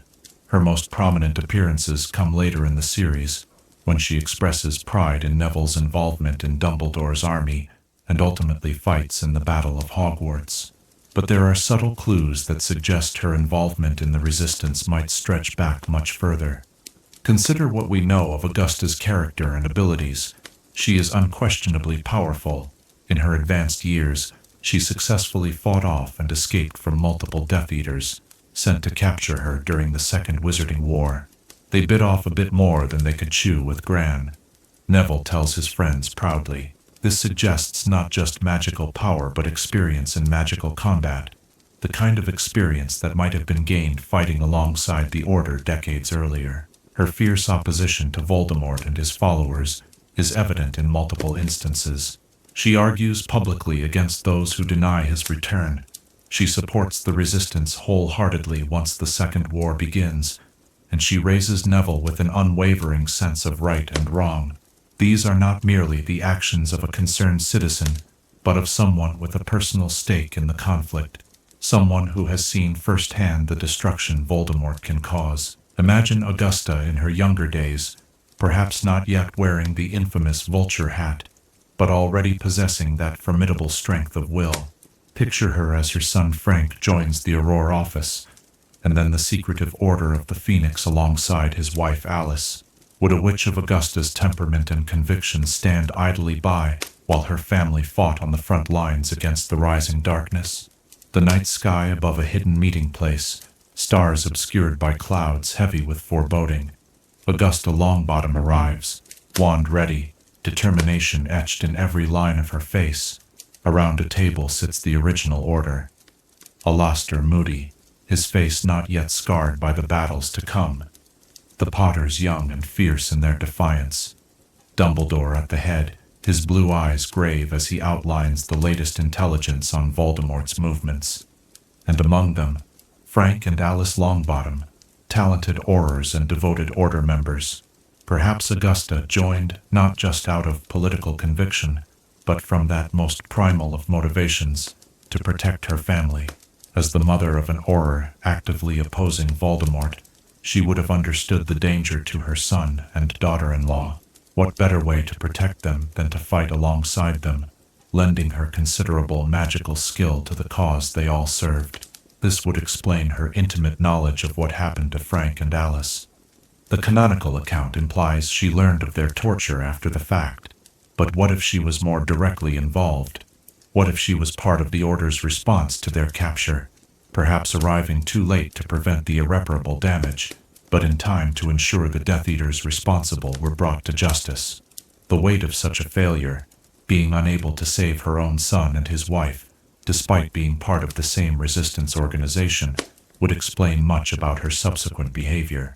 Her high expectations for Neville, her constant comparisons to his father, might stem not just from family pride, but from a deep-seated guilt and determination that her grandson would be better prepared than his parents had been. Consider, too, her reaction when Neville demonstrates his involvement in Dumbledore's army. Yes, well, your father and mother were popular too, both very well liked and exceptionally brave. The pride in her voice suggests not just a mother's love for her son, but a comrade's respect for fellow soldiers in a shared cause. The photograph of the original Order that Moody shows Harry provides another tantalizing clue. While Augusta is not identified among those pictured, not all Order members would have been present for every gathering. Some may have worked in the background, their contributions no less valuable for being less visible. Or perhaps she stands just outside the frame, one of the unnamed figures whose stories have not been fully told. Feel the cool night air against your skin as you imagine a different scene. a safe house somewhere in Wizarding Britain, wards humming with protective enchantments. Inside, Order members planned their next move against Voldemort's forces. Augusta Longbottom's voice rises above the discussion, offering a perspective shaped by decades of magical experience and a steely pragmatism that younger members might lack. Frank catches her eye across the room, a silent communication passing between mother and son, bound now not just by blood, but by shared purpose. This theory gains further credence when we consider Augusta's actions during the Second Wizarding War. She does not merely support the resistance from afar. She actively participates, ultimately fighting in the Battle of Hogwarts, despite her advanced age. This suggests not just courage but experience, the kind of experience that comes from having fought such battles before. Her relationship with Algy, Neville's great-uncle who infamously dangled him out of a window to provoke accidental magic, provides another potential connection. Algy's extreme methods to test Neville's magical ability suggest someone deeply concerned with magical power and perhaps overly focused on preparing the boy for dangers ahead, consistent with the mentality of someone who had lived through the First Wizarding War and anticipated another. If Augusta was indeed part of the original Order, it adds new layers to her relationship with Neville. Her disappointment in his early magical development would stem not just from comparison to his father, but from genuine fear for his survival in the war she knew would eventually return. Her pride in his growing courage and ability would be the relief of a veteran seeing a beloved recruit finally developing the skills needed to survive the coming conflict. This theory also illuminates Augusta's complicated relationship with Hogwarts and its teachers. Her dismissal of herbology as a soft subject for Neville to excel in suggests someone who prioritizes combat-oriented magic, the kind most useful to an Order member fighting dark wizards. Her respect for McGonagall, despite their differences regarding Neville's education, hints at a long-standing relationship between two powerful witches who may have fought side by side in the original Order. The Battle of Hogwarts represents the culmination of this hidden history. Augusta arrives ready to fight alongside her grandson, no longer comparing him to his father, but accepting him as a worthy combatant in his own right. "Have you seen my grandson?" she asks proudly, having come specifically to fight at his side. This is not merely a grandmother's pride, but a veteran Order member recognizing a worthy successor to the cause. Imagine the moment Augusta saw Neville standing defiant before Voldemort himself, pulling Gryffindor's sword from the Sorting Hat to destroy Nagini. In that instant, perhaps she saw not just her grandson coming into his own, but the culmination of 2 generations of Longbottom resistance to darkness, a legacy she had helped forge through her own unrecognized service in the original Order. The night deepens around St. Mungo's Hospital, where Frank and Alice Longbottom still reside in their twilight world of confusion. Augusta's regular visits there gain new poignancy if we see her not just as a mother grieving her son's mind, but as a comrade, honoring fallen soldiers from a war most of the wizarding world has forgotten. Each empty gum wrapper Alice hands to Neville might remind Augusta not just of what was lost, but of what they were all fighting for. As the stars emerge above a wizarding world at peace, consider this question: how many other untold stories of resistance and courage might lie hidden in the backgrounds of characters we glimpse only briefly? What other grandparents, shopkeepers, and seemingly ordinary witches and wizards might have stood in the shadows of the original Order of the Phoenix, their contributions unheralded but essential to the eventual triumph of light over darkness? Chapter 9. Why Luna's mother died traveling between dimensions. Soft silver light filters through the peculiar radish earrings and butterbeer cork necklace that have become Luna Lovegood's signature accessories. Behind her protuberant eyes and dreamy demeanor lies a mind that perceives the world differently than most, a perspective shaped perhaps by the greatest tragedy of her young life. "My mother was quite an extraordinary witch, you know," Luna tells Harry in a rare moment of personal revelation, "but she did like to experiment. And one day one of her spells went rather badly wrong." The canonical explanation for Pandora Lovegood's death is both simple and heartbreaking. A spell experiment gone wrong, witnessed by her 9-year-old daughter. But what if the nature of that experiment was far more profound than a mere spell backfiring? What if Pandora Lovegood was not simply pushing the boundaries of conventional magic, but attempting something far more ambitious, opening doorways between dimensions, exploring realms of existence beyond our own? Consider Luna's unique perspective on the world. While many dismiss her talk of creatures like Nargles and Raxburts as pure fantasy, Luna demonstrates time and again that she perceives truths others miss. She recognizes Harry at Bill and Fleur's wedding despite his polyjuice disguise. She can see the straws when others cannot. She instinctively understands the riddle to enter Ravenclaw Tower. What if these abilities are not merely the product of an unconventional upbringing, but the result of being present when dimensional boundaries were temporarily breached? The Lovegood family home itself offers tantalizing clues. Described as resembling a rook chess piece, it stands separate from the nearest village, isolated and strange, the perfect location for dangerous magical experimentation. The interior, with its unusual curved walls and peculiar decorations, suggests a space designed to accommodate magical workings beyond the ordinary. Perhaps Pandora Lovegood selected this location specifically because something about the geographical or magical properties of the area made it suitable for her dimensional research. Imagine Pandora Lovegood, brilliant and curious, becoming fascinated by the theoretical boundaries between different planes of magical existence. The Department of Mysteries contains a veil that seems to connect the world of the living to whatever lies beyond death. Might there not be other boundaries, other veils between different aspects of reality? Perhaps Pandora's research began with studying existing phenomena, the vanishing cabinets that create a passage between two physical locations, the room of requirement that seems to reshape reality according to need, the enchanted mirrors that allow communication across distances.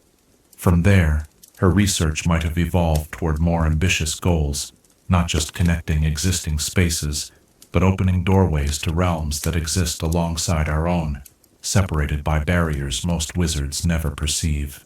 Realms where creatures like Nargles might actually exist, where the laws of magic operate differently, where new forms of power might be accessed and harnessed. The night air grows still as you imagine the fateful day of Pandora's final experiment. The Lovegood home, windows glowing with an unusual silvery light. Inside, complex runic arrays carefully inscribed on the floor, magical instruments of silver and crystal, arranged in precise configurations. Pandora standing at the center, wand raised, incantations flowing from her lips in languages rarely spoken in the modern wizarding world. And at the periphery, young Luna watching with wide silver eyes, as her mother attempts to part the veil between worlds. Something goes wrong. Perhaps the calculations were slightly off. Perhaps some unforeseen variable interrupted the delicate magical balance. The air shimmers, tears, not just a controlled opening but a violent rupture between dimensions.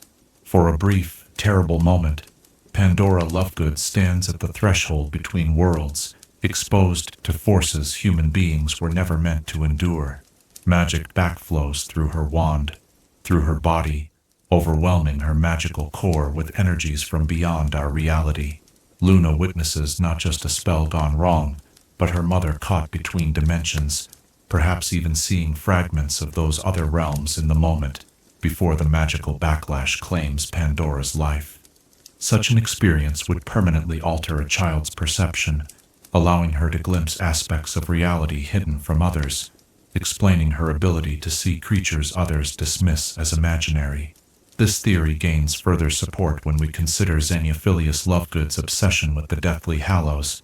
His interest in the Resurrection Stone in particular suggests a man desperate to reconnect with a loved one lost to another realm of existence. Perhaps his belief in the stone's power stems not just from legend, but from his wife's research. Her theories about dimensional boundaries might have included speculation about objects capable of bridging the gap between life and death. The Quibbler, that strange publication filled with articles most dismiss as nonsense, takes on new significance in this light. What if some of its seemingly outlandish content represents Xenophilius's attempts to continue his wife's research, to document phenomena from the dimensional boundaries she had begun to explore?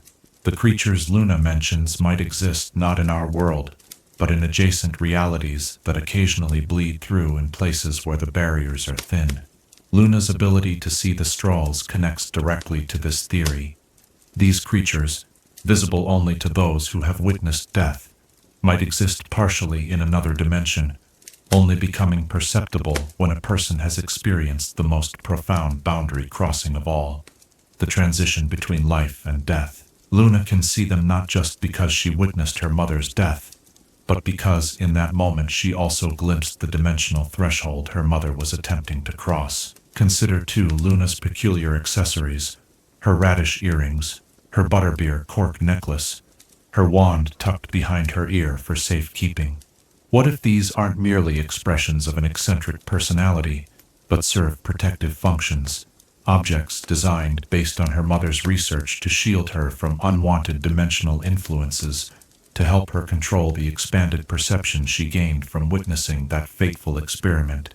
The Room of Requirement at Hogwarts might have held special significance for Luna given this history, a space that can transform itself according to need, appearing and disappearing at will, suggests the kind of dimensional flexibility Pandora might have been researching. During the meetings of Dumbledore's army, Luna might have recognized elements of the room's magic that reminded her of her mother's work. The Department of Mysteries, with its various chambers studying different fundamental aspects of magic, almost certainly would have influenced Pandora's research. The Death Chamber, with its mysterious archway, the Time Room with its time turners, the Space Chamber with its representation of the cosmos, all suggest the Ministry's own investigations into different dimensions of magical reality. Perhaps Pandora had connections there, or had accessed research that inspired her own more radical experiments. When Luna is captured and held prisoner in Malfoy Manor, she maintains a surprising serenity despite her circumstances. This calm might stem not just from her naturally unflappable personality, but from a profound understanding of the temporary nature of physical reality, gained from her glimpse beyond the veil. Having seen the boundaries between worlds rupture, the walls of a cellar would seem far less confining. Her close friendship with Harry takes on deeper significance as well. Both lost parents to magical circumstances beyond their control, both witnessed death at a young age, and both have experienced perceptions others haven't. Harry through his connection to Voldemort, Luna through her exposure to dimensional energies. This shared experience of existing somewhat apart from ordinary reality might have formed the foundation of their understanding of each other. The silver doe Patronus that leads Harry to Gryffindor's sword in the Forest of Dean passes through the night, without leaving tracks in the snow. This ghostly quality of Patronuses, existing both in our world and somewhat beyond it, might reflect the kind of dimensional boundary crossing Pandora was researching. The fact that Luna masters this complex charm suggests her affinity for magic that bridges different planes of existence. After the Battle of Hogwarts, Luna becomes a famous magizoologist, traveling the world in search of extraordinary creatures. In light of this theory, her career choice seems less about validating her father's eccentric beliefs, and more about continuing her mother's interrupted research, exploring the boundaries between dimensions where such creatures might indeed exist, but with the wisdom and caution her mother's fate taught her was necessary. The night deepens as you contemplate the possibilities of magical dimensions beyond our perception. What other boundaries might exist within the magical world, waiting to be discovered by those with the courage and vision to seek them? What realms might Pandora Lovegood have glimpsed in her final moments, and what echoes of that knowledge live on in her daughter's silver eyes? As you drift towards sleep, consider this question. If Luna's unique perspective comes from witnessing a moment when the boundaries between dimensions were breached, what other hidden truths might she perceive that the rest of the wizarding world remains blind to? And what might we all see if we could look at the world through her eyes, even for a moment? Chapter 10. How Hermione's fear of failure comes from a traumatic magical incident. The library at Hogwarts falls silent as evening approaches, the last rays of sunlight filtering through ancient windows to illuminate dust motes, dancing above weathered tomes. In this sanctuary of knowledge, one figure remains when others have departed for dinner. Hermione Granger, surrounded by stacks of books, frantically checking and rechecking her already immaculate essay. Her quill moves with precision, her eyes narrowed in concentration, a slight furrow of worry etched between her brows, despite being far ahead of her classmates. Hermione's academic perfectionism is one of her most defining characteristics. From her first moments at Hogwarts, we see a young witch desperate to prove herself, to know every answer, to master every spell with flawless execution. Most attribute this simply to her personality, the natural manifestation of an intelligent, ambitious girl, eager to succeed in a new world. But what if this overwhelming fear of failure, this compulsive need to be perfect, stems not from ordinary academic ambition, but from a traumatic magical incident in her past? Consider what we know about Hermione's discovery of her magical abilities. Unlike Harry, who grew up with occasional unexplained magical occurrences, but no understanding of their source, Hermione would have experienced the sudden manifestation of magical powers with full self-awareness. As an intelligent, analytical child, she would have observed these inexplicable events with both wonder and concern. But what if one such event went terribly wrong? The canonical texts tell us little about specific instances of Hermione's accidental magic before Hogwarts. We know that Muggle-born children often discover their abilities through spontaneous magical occurrences triggered by strong emotions. Harry's hair growing back overnight after a bad haircut, Neville bouncing when dropped from a window. These events are typically harmless, if startling, but accidental magic can also be dangerous when fueled by fear, anger, or other intense emotions. Imagine young Hermione, perhaps 8 or 9 years old, highly intelligent, but still socially awkward, possibly isolated from her peers who found her intensity off-putting. Picture her in a moment of strong emotion, perhaps being teased by classmates, perhaps frustrated by a problem she couldn't solve, perhaps simply overwhelmed by the typical pressures of childhood. In that moment, her untrained magical ability manifests, but rather than the harmless incidents we typically hear about, something more serious occurs. Perhaps another child was hurt, not severely, but enough to frighten everyone involved. Perhaps a treasured possession of her parents was damaged beyond repair. Or perhaps, most traumatically, someone Hermione cared about was temporarily affected in a way that terrified her. A friend struck temporarily mute when Hermione wished they would stop teasing her. A teacher frozen in place when Hermione desperately wanted more time to complete a test. The night deepens outside the library windows as you consider how such an event would affect a conscientious young girl. The sudden realization that she possessed an ability that could harm others if not perfectly controlled. The fear that accompanied any strong emotion thereafter. What might happen if she lost her temper, if she became too excited, if she failed to maintain rigorous self-discipline? By the time Hermione received her Hogwarts letter, this formative experience would have shaped her approach to magic profoundly. Learning that her strange abilities had a name, that they could be channeled and controlled through proper education, would have been not just exciting but deeply relieving. Here, finally, was the promise of mastery over the frightening power within her. The assurance that with sufficient study and practice, she need never fear harming someone through magical accident again. This would explain her approach to magical education, not just enthusiastic, but almost desperate in its intensity. Her hand shooting into the air at every question, her endless hours in the library, her meticulous attention to the precise wording and wand movements of every spell. These behaviors reflect not just academic ambition, but a deep-seated need to ensure perfect control. Consider her reaction in their very first charms class, when Ron cannot properly execute the Wingardium Leviosa spell. Her correction is immediate and pedantic. It's Wingardium Leviosa. Make the gar nice and long. Later, she demonstrates the spell with perfect execution, earning praise from Professor Flitwick. What appears to be mere showing off might actually be Hermione's genuine anxiety about improper spellcasting, the fear that without perfect pronunciation and technique, magic becomes unpredictable and potentially harmful. Her boggart in Professor Lupin's class provides another telling clue. While her classmates face physical threats like spiders and mummies, Hermione's greatest fear manifests as Professor McGonagall telling her she has failed all her exams. On the surface, this seems merely to reflect academic perfectionism, but viewed through the lens of trauma, it suggests something deeper: the fear that failure to master magical knowledge will lead to loss of control, to potential harm, to a recurrence of whatever incident left her so deeply afraid of imperfection. The soft glow of candlelight illuminates ancient book pages as the theory unfolds before you. Consider Hermione's reaction to failure when it does occur. In their third year, when faced with the boggart she cannot overcome, she is devastated beyond what the situation seems to warrant.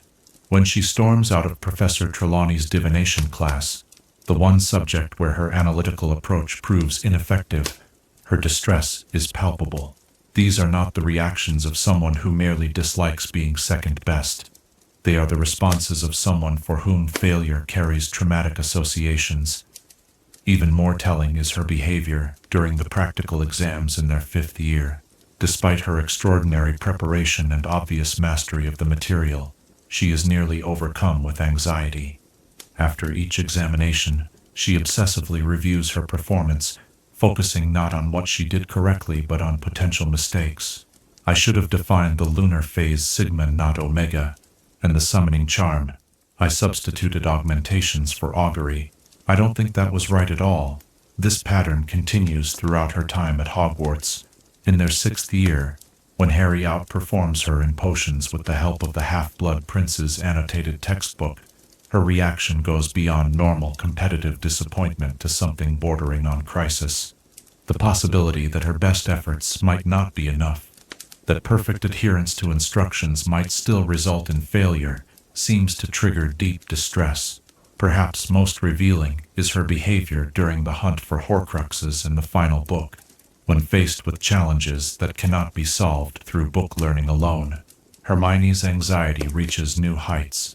The weight of their mission, combined with the absence of clear instructions or authority figures to validate her approaches, leaves her struggling not just with the task at hand, but with her own deep-seated fears about magical failure. The relationship between Hermione and her parents offers additional support for this theory. As dentists, they represent precision, expertise, and controlled professional environments.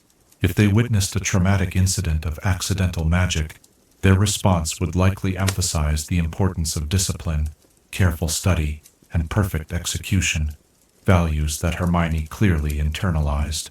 Their decision to allow her to attend Hogwarts, despite the separation this entailed, might have been motivated by the recognition that she needed proper training to control her abilities. This theory casts Hermione's friendship with Harry and Ron in a new light as well. Both boys approach magic with a casualness that must have initially horrified her. Ron with his haphazard spellcasting inherited from older brothers, Harry with his instinctive, emotion-driven magical talent. Yet over time, their influence helps her develop a more balanced relationship with magic. Through their adventures, she learns that perfect control is not always possible or even desirable, that sometimes magical intuition is as important as textbook knowledge. By the final battle at Hogwarts, we see a Hermione who has grown beyond her initial rigidity, who can adapt to circumstances and trust her instincts as well as her knowledge. This represents not just normal adolescent development, but the healing of her specific trauma, the realization that her worth as a witch and as a person does not depend on flawless performance. The stars emerge above Hogwarts as the theory settles into place. Hermione's journey from terrified perfectionist to confident, adaptable witch reflects not just intellectual growth, but emotional healing, the gradual resolution of a traumatic experience that shaped her early relationship with magic. Her fear of failure, far from being a simple personality quirk, represents a profound anxiety about the consequences of magical mistakes. born from first-hand experience of what can happen when magical power manifests without proper training and control. As you drift toward dreams, consider this question: how might our understanding of other characters change if we recognize the formative traumas behind their most defining traits? What painful lessons lie behind Ron's insecurity, Luna's dreamy detachment, Neville's early timidity, and what healing might be possible when those wounds are finally acknowledged and addressed? Chapter 11. The ancient magic behind Fred and George's joke products. Colorful smoke billows from the windows of number 93, Diagon Alley. Inside Weasley's Wizard Wheezes, shelves overflow with skiving snack boxes, extendable ears, and wildfire whiz-bangs that defy even Umbridge's attempts at banishment. The twins preside over their magical emporium with identical grins, their success seemingly sprung from nowhere. Two dropouts creating magical innovations that confound even experienced ministry officials. But what if the brilliance of Fred and George Weasley's creations stems from something deeper than mere cleverness? What if, unknowingly perhaps, they had tapped into currents of ancient magic that more conventional wizards had long forgotten? The canonical texts present Fred and George as naturally gifted pranksters whose products represent creative applications of standard magical techniques. But close examination of their inventions reveals magic that seems to operate on different principles than what's taught at Hogwarts, magic that manipulates reality in ways that should require far more complex spellwork than two teenage wizards could reasonably master. Consider the portable swamp they unleashed in their dramatic exit from Hogwarts, a fully functioning ecosystem contained in a deployable package, complete with realistic flora and fauna. Professor Flitwick, a charms master with decades of experience, was so impressed he preserved a portion rather than removing it entirely. Such magic goes beyond simple transfiguration or charm work. It suggests reality manipulation on a fundamental level. Or take their headless hats, which don't merely create the illusion of headlessness, but somehow shift perception so effectively that the wearer's head truly disappears from others' awareness. This operates differently from conventional invisibility spells, affecting only a specific body part and functioning through the medium of an ordinary-seeming hat. Perhaps most telling are their extendable ears, which don't simply amplify sound like a supersensory charm might, but actually extend the user's auditory perception physically through space, bypassing barriers that would block normal magical eavesdropping. This suggests manipulation of the user's sensory capabilities in ways that standard magical theory doesn't readily explain. What if, in their ceaseless experimentation and disregard for conventional magical boundaries, Fred and George accidentally rediscovered principles of ancient magic, techniques used by wizards before magic became systematized and categorized, when the boundaries between different types of spellwork were more fluid? Imagine the twins in the quiet hours after Hogwarts curfew, huddled in an abandoned classroom with ingredients pilfered from Snape's stores and spell components borrowed from Flitwick's collection. Their approach to magical invention was never constrained by what they were taught should be possible. Unlike Hermione, who excelled within the established framework of magical education, Fred and George were always looking for shortcuts, workarounds, and entirely new approaches.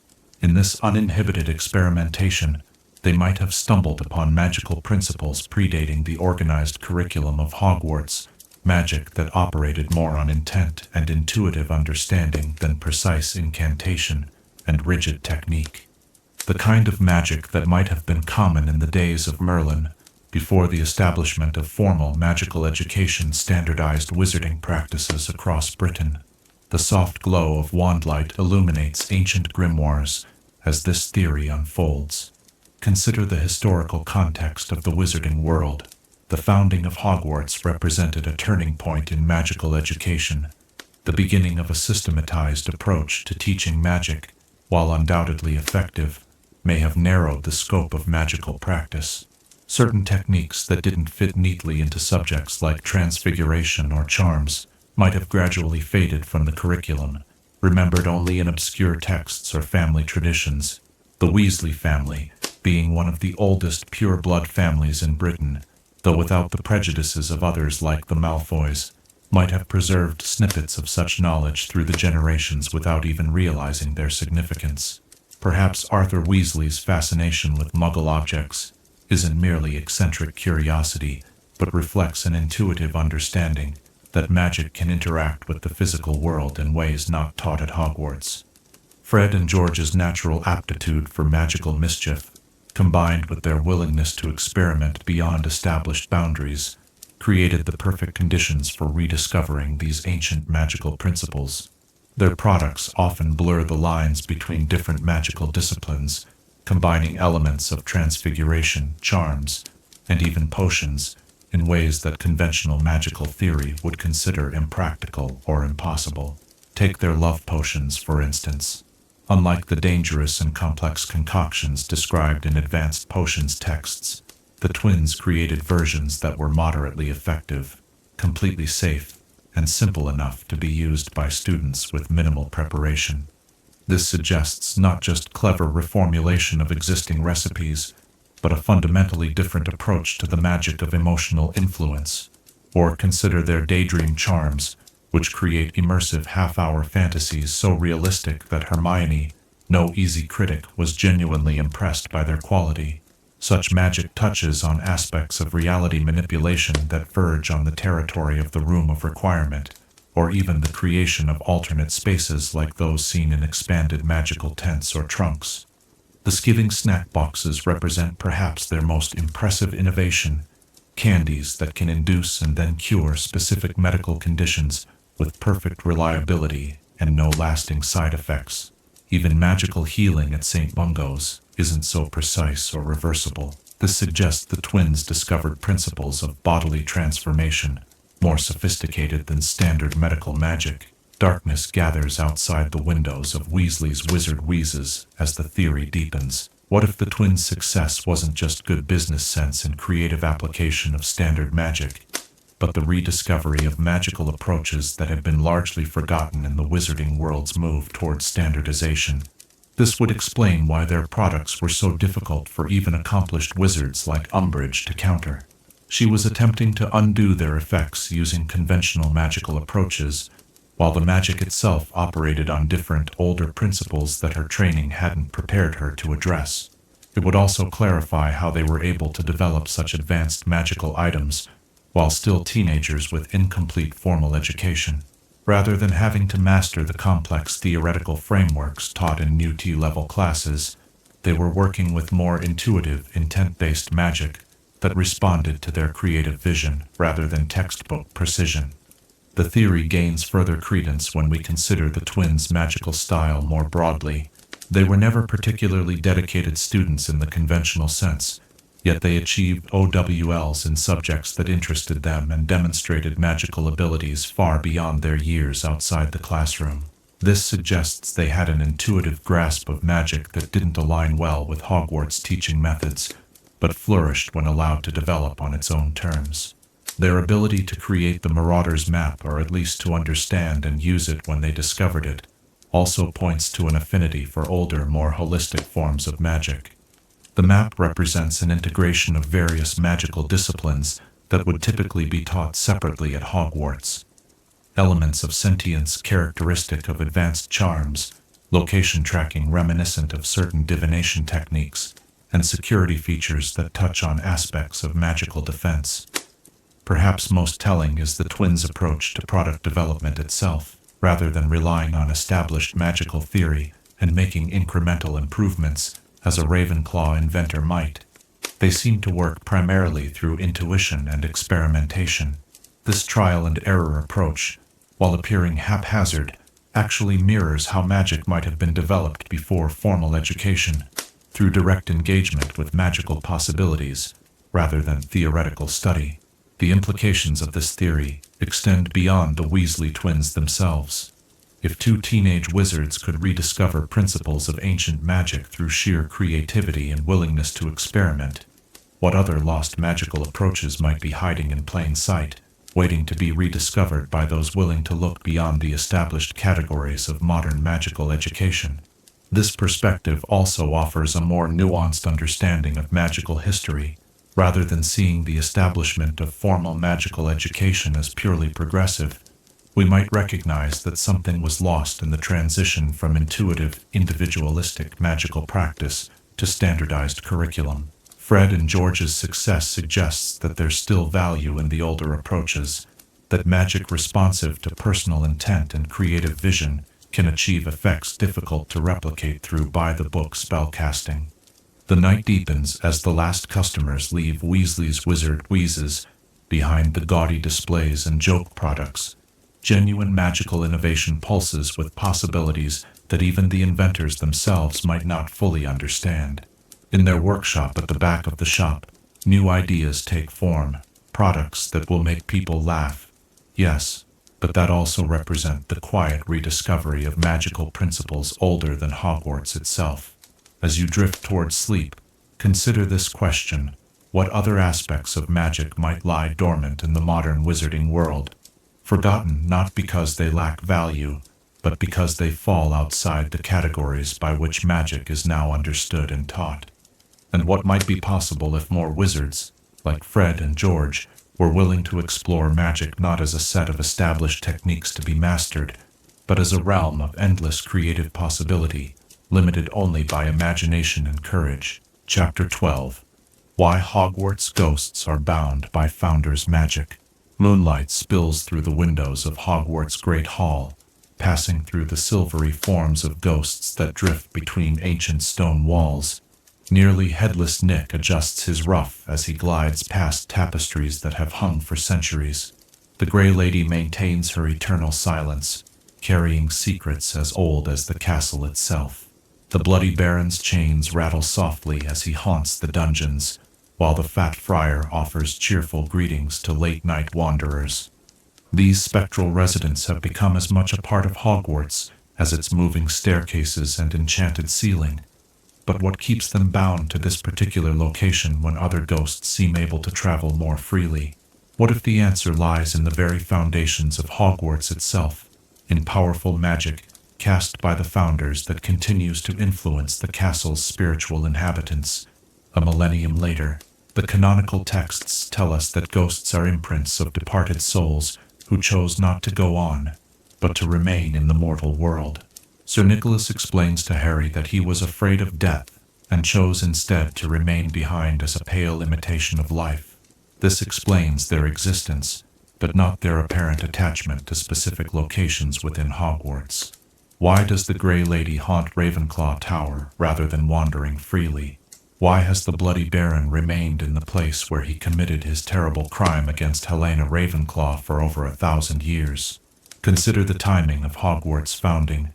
The early Middle Ages, a period of great turmoil and danger for those with magical abilities. The four founders came together to create not just a school but a sanctuary, a place where young witches and wizards could learn safely, protected from persecution. Such an undertaking would have required extraordinary protective enchantments, magic designed to endure for centuries and adapt to changing threats. What if, as part of these protective measures, the founders incorporated magic that would bind spiritual entities to the castle's service, not as prisoners, but as eternal guardians and teachers, who would maintain consistent spiritual oversight of their respective houses long after the founders themselves were gone? Picture the four founders, at the height of their combined magical power, standing at the center of what would become the Great Hall. Godric Gryffindor with his legendary sword, Rowena Ravenclaw wearing her diadem of wisdom, Helga Hufflepuff holding her enchanted cup, Salazar Slytherin with his locket containing some essence of his power.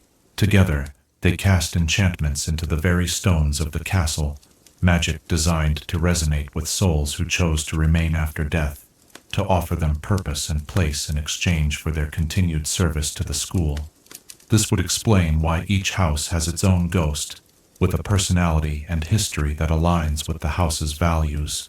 The Grey Lady's wisdom and tragic pursuit of knowledge, making her a fitting spiritual guardian for Ravenclaw. The Bloody Baron's ambition and the consequences of his passionate nature, embodying important lessons for Slytherin students. nearly headless Nick's chivalry and courage, attempting to help a lady with magical tooth repair, facing death with honor despite his fear, reflecting Gryffindor's values. The Fat Friar's generosity and acceptance exemplifying Hufflepuff's inclusive spirit. The night air seems to whisper ancient incantations as this theory unfolds. Consider how the ghosts interact with the physical structure of Hogwarts. They pass through walls and floors, yet remain contained within the castle grounds. They recognize and respond to changes in the castle. The Grey Lady guiding Harry to her mother's diadem, Nick warning students about Peeves' latest pranks. This suggests a deep connection to Hogwarts itself, an awareness of the castle that goes beyond simple habitation. Perhaps the Founder's magic created something akin to a magical contract with those who chose to remain as ghosts within Hogwarts walls, in exchange for maintaining a connection to their respective houses, offering guidance to students and staff, and serving as living, or rather non-living, repositories of the school's history. They would receive a purpose, a community, and a protected space in which to exist indefinitely. This theory is supported by the curious case of Professor Binns, the history of magic teacher who simply got up to teach one day and left his body behind in the staff room. Unlike the house ghosts, who seem to have made conscious decisions to remain after death, Binns appears to have transitioned almost accidentally, yet he too remains bound to his role at Hogwarts, continuing to teach with the same droning lectures and apparent unawareness of his spectral state. Perhaps the Founder's magic recognized his usefulness as a teacher and incorporated him into the same binding enchantment that holds the house ghosts. Consider also the surprising autonomy the ghosts maintain despite their apparent binding to Hogwarts. They form their own social structures, like the headless hunt that repeatedly rejects poor Nick due to his incomplete decapitation. They hold their own celebrations, such as their Death Day parties with transparent rotting food. This suggests that the Founder's binding magic is not coercive or imprisoning, but offers a framework within which the ghosts maintain their individual identities and choices. The ghostly residents of the castle also serve important practical functions within Hogwarts' magical ecosystem. They provide continuity across centuries of changing staff and students. They maintain knowledge that might otherwise be lost. The Grey Lady knew the location of Ravenclaw's diadem, a piece of information crucial to Harry's eventual defeat of Voldemort. They serve as additional supervision in a castle full of children wielding potentially dangerous magical abilities. These roles align perfectly with what the Founders would have valued in creating their school. Imagine the extraordinary magic required to create such a binding. Not the simple incantations taught in Charms class, but deep, intentional magic drawing on the combined power of 4 of history's greatest witches and wizards. Magic woven into the very stones of Hogwarts, designed to resonate with the essence of those who chose to remain after death, offering them purpose in exchange for service. This theory gains further support when we consider how ghosts interact with headmasters and headmistresses. They show particular deference to these figures, suggesting the binding magic connects them not just to the physical castle, but to its governing authority. When Umbridge attempts to usurp Dumbledore's position, the ghosts, like other magical elements of Hogwarts, seem to resist her authority in subtle ways. The way ghosts interact with the castle's other magical defenses is telling as well. During the Battle of Hogwarts, they participate in the castle's defense, with Peeves dropping Snargaluff pods on Death Eaters and the house ghosts appearing to aid in various ways. This suggests they are integrated into Hogwarts' overall magical protection system, exactly what we would expect if they were bound by the Founder's original defensive enchantments. Perhaps most significantly, the ghosts appear unable or unwilling to leave Hogwarts permanently. While they can make brief excursions, Nick mentions attending the Death Day party of a ghost who resides elsewhere. They always return to the castle. This is markedly different from other ghosts in the wizarding world, like Moaning Myrtle, who was able to travel to spy on Cedric Diggory in the prefect's bathroom, or the ghosts who inhabit the Ministry of Magic or wizarding homes. The Hogwarts ghosts seem uniquely connected to their specific location in a way that suggests powerful binding magic. The binding may also explain certain limitations on the ghost's abilities and awareness. They can pass through solid objects but cannot affect the physical world directly. They retain memories of their lives, but seem limited in their ability to acquire new knowledge or adapt to changing times. Professor Binns, for instance, continues to teach as if centuries haven't passed, calling students by the wrong names and focusing on goblin rebellions long considered irrelevant by modern educational standards. These limitations might be aspects of the Founder's binding magic, preserving the ghost's essential natures while preventing them from evolving too far from their original purposes. As you contemplate the ancient stones of Hogwarts and the silver spirits that drift between them, consider how this binding might have been perceived by the ghosts themselves, not as imprisonment, but as purpose, a way to remain connected to the world they were reluctant to leave, to continue influencing the living in ways aligned with values they held dear in life. The Grey Lady, daughter of Rowena Ravenclaw, might have been particularly susceptible to such binding magic due to her blood connection to one of the Founders. Her decision to remain at Hogwarts, despite the painful memories associated with her death there, suggests she found meaning in continuing her mother's legacy of fostering wisdom and learning. The Bloody Baron's acceptance of the binding might represent a form of penance eternally remaining at the site of his crime, his chains a visible reminder of his guilt in killing the woman he loved. For him, the Founder's magic offered not just purpose but redemption, a way to atone for his actions by guiding future generations of Slytherins away from the destructive pride and rage that led to his downfall.